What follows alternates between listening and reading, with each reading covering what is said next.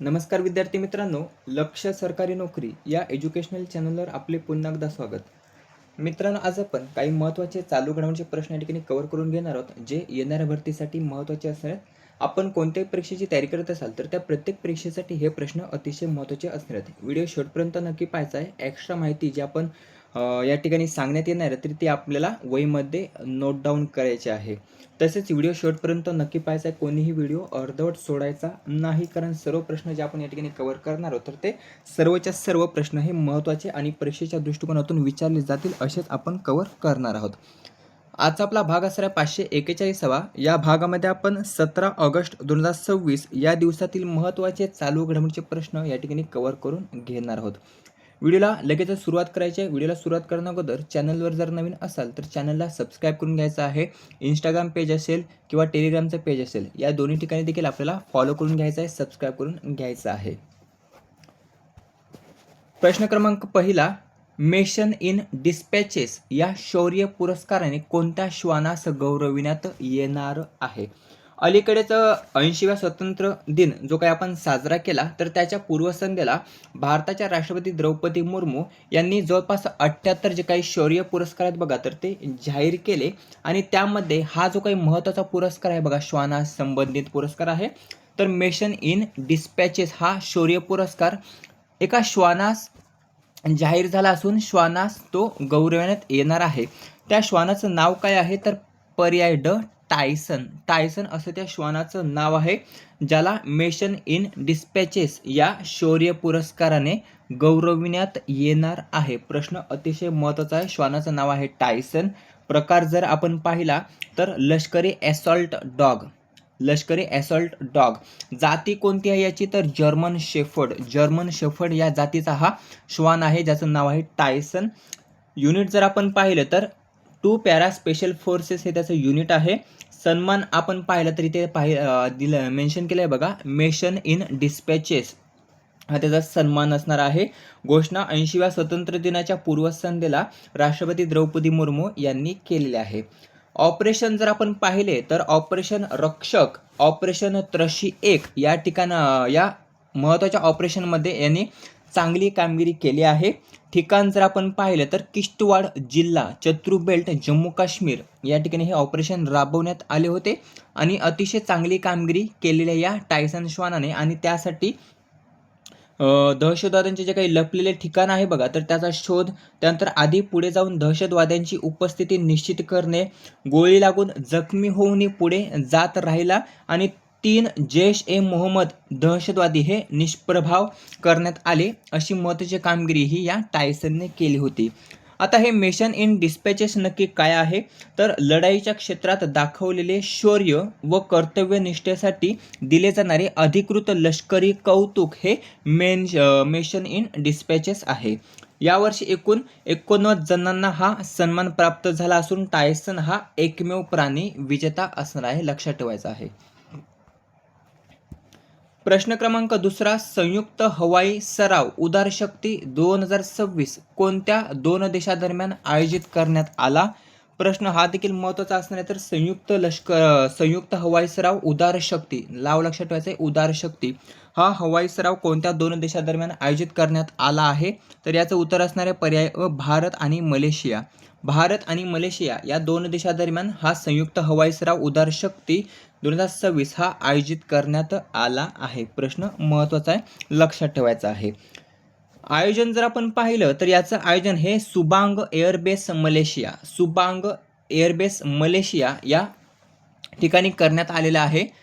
दर 2 वर्षांनी याचं आयोजन करण्यात येतं. कालावधी जर आपण पाहिला तर 10 ते 14 ऑगस्ट या दरम्यान याचं आयोजन करण्यात आलं होतं. यामध्ये सहभागी देश 2 आहेत, भारत आणि मलेशिया. सरावाचं नाव आहे उदार शक्ती. यामध्ये भारतीय हवाई दल AIAF आणि रॉयल मलेशियन एअरफोर्स RMAF यांचा संयुक्त हवाई सराव हा असणार आहे. भारतीय हवाई दलाची सुखोई 30 MKI लढाऊ विमाने या ठिकाणी सहभागी झाली होती. सुरुवातीला एअर वॉरफेअर सेंटर येथे ऑपरेशनल लर्निंग एक्सचेंज आयोजित करण्यात आला होता. आता याचा उद्देश काय आहे? तर आंतरकार्यक्षमता, सामरिक समन्वय आणि हवाई युद्ध कौशल्य वाढवणे हा यामागचा उद्देश आहे. दोन्ही देशांच्या लढाऊ विमानांचे संयुक्त प्रशिक्षण व हवाई युद्धसराव हे असणार असून उद्घाटन दोन्ही देशांच्या ग्रुप कॅप्टननी प्रतिमात्मक पॅचची देवाणघेवाण करून केलेले आहे. कोणी केलेले आहे तर दोन्ही ग्रुपच्या कॅप्टनने केलेले आहे. परीक्षेसाठी महत्त्वाचे पॉईंट जर आपण पाहिले तर भारत आणि मलेशिया या दोन देशांदरम्यानचा हा हवाई सराव असणार आहे. यामध्ये हवाई दल सहभागी असणार आहे. आयोजन जर आपण पाहिलं शुभांग एअरबेस या ठिकाणी आयोजन होतं आणि भारतातर्फे सुकोई 30 MKI हे समाविष्ट झाले होते. मागील आवृत्ती 2024 साली आयोजित करण्यात आली होती. ती कुआतान मलेशिया या ठिकाणी ती आवृत्ती आयोजित करण्यात आली होती.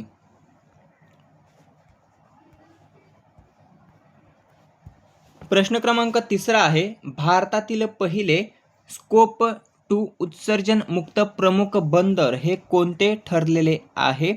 तर भारतातील पहिले स्कोप 2 उत्सर्जन मुक्त प्रमुख बंदर जर आपण पाहिलं तर पर्याय ब VO चिदंबरनार बंदर प्राधिकरण.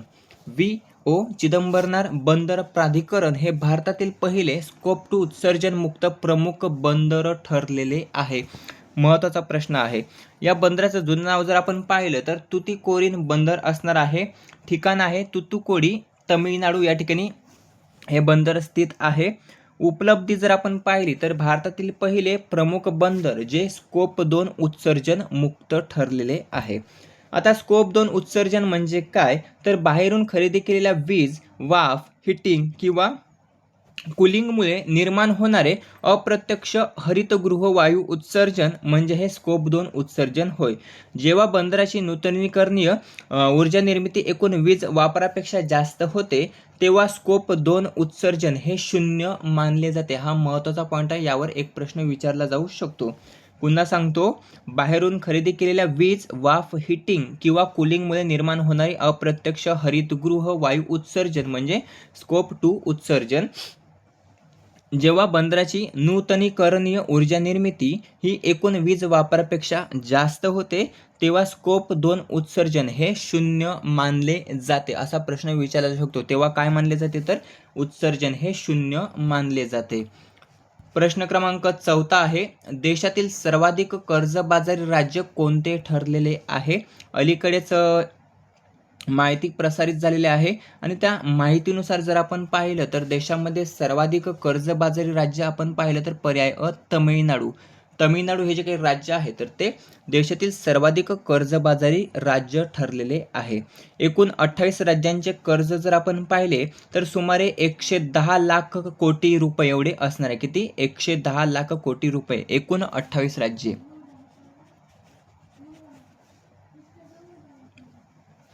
राज्यानुसार क्रमवारी जर आपण पाहिली तर पहिल्या क्रमांकाचं राज्य तमिळनाडू असणार आहे, ज्या राज्याकडे 10.42 लाख कोटी रुपये एवढं कर्ज आहे. किती? 10.42 लाख कोटी रुपये. महाराष्ट्राचा दुसरा क्रमांक येतो. त्यानंतर तिसरा क्रमांक जर आपण पाहिला तर हा उत्तर प्रदेश राज्याचा येतो आणि चौथा क्रमांक हा कर्नाटक राज्याचा येतो. या चारही राज्यांचे आपण कर्ज पाहूया. तमिळनाडू 10.42 लाख कोटी, महाराष्ट्र 9.37 लाख कोटी रुपये, उत्तर प्रदेश 8.83 लाख कोटी रुपये आणि कर्नाटक हे 8.14 लाख कोटी रुपये असे 4 टॉप राज्य आहेत ज्या देशाकडे बघा सर्वाधिक कर्ज आहे. लक्षात ठेवायचं आहे. चारही राज्य आपल्याला लक्षात ठेवायचे आहेत. चढता क्रम किंवा उतरता क्रम आपल्याला विचारला जाऊ शकतो. तमिळनाडूचे मुख्यमंत्री आपण पाहिले तर जोसेफ विजय आहेत, महाराष्ट्राचे देवेंद्र फडणवीस आहेत, कर्नाटकचे DK शिवकुमार आहेत आणि उत्तर प्रदेशचे आहेत योगी आदित्यनाथ. राजधानी माहिती असतील तर आपल्याला कमेंट करून सांगायचे आहेत. प्रश्न क्रमांक 5, आभा नायर यांची कोणत्या देशाच्या पहिल्या महिला न्यायाधीशपदी नियुक्ती झाली आहे? तर आभा नायर ह्या भारतीय वंशाच्या आहेत आणि त्यासाठी हा प्रश्न महत्त्वाचा ठरतो. तर या आभा नायर ज्या भारतीय वंशाच्या आहेत तर यांची पर्याय क झांबिया या देशाच्या पहिल्या महिला न्यायाधीशपदी अलीकडेच नियुक्ती ही झालेली आहे. झांबिया देशाच्या पहिल्या महिला न्यायाधीश जर आपण पाहिल्या तर त्या आभा नायर आहेत. आभा नायर ज्या आपल्या भारतीय वंशाच्या आहेत. प्रश्न क्रमांक 6, नॅशनल बँक ओपन टेनिस स्पर्धा 2026 किंवा कॅनेडियन ओपन स्पर्धा 2026 तर या स्पर्धेचं महिला एकेरीचं विजेतेपद हे कोणी पटकावलं आहे? त्याचं उत्तर असणार आहे पर्याय ब इगा स्विॲटेक. इगा स्विॲटेक या टेनिसपटूने नॅशनल बँक ओपन टेनिस स्पर्धा किंवा कॅनेडियन ओपन टेनिस स्पर्धा या स्पर्धेचं महिला एकेरीचे विजेतेपद हे अलीकडेच पटकावलेले आहे. हा प्रश्न देखील महत्त्वाचा असणार आहे. ही जी काही स्पर्धा असणार आहे बघा, कॅनेडियन ओपन किंवा नॅशनल बँक ओपन टेनिस स्पर्धा, तर ही स्पर्धा टोरंटो या ठिकाणी आयोजित करण्यात आली होती. कुठे? टोरंटो या ठिकाणी. याचं विजेतेपद इगा स्विॲटेक यांनी पटकावले असून या पोलंड देशाशी संबंधित आहेत. कोणत्या देशाशी? पोलंड. पोलंडच्या आहेत या इगा स्विॲटेक.